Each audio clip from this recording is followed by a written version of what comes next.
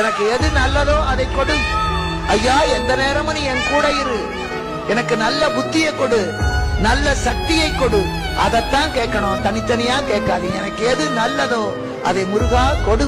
அந்த நல்லதை புரிந்து கொள்கிற புத்தியை கொடு என்று இப்ப போய் கேட்டா நிச்சயமாக அவ அள்ளி கொடுக்கின்ற வள்ளல் முருகன்.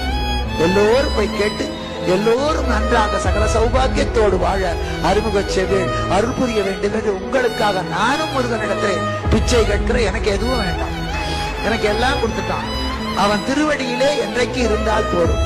முருகனுடைய கந்தபுராணத்தை கேட்டவர்கள், கேட்க நினைத்து வர முடியாதவர்கள், வீட்டிலே இருந்தவர்கள், அதை நிலையாக பிடித்து கொடுத்தவர்கள், அது நடக்க உதவி செய்த அப்பா, அதை செய்த அந்த பிள்ளை, வந்து கேட்ட நீங்க அத்தனை பேருக்கும் என்னென்ன வேண்டுமோ அத்தனையும் முருகன் கொடுக்க வேண்டும் என்று பக்தியோடு அவனிடத்திலே உங்களுக்காக நானும் பிரார்த்திக்கிறேன்.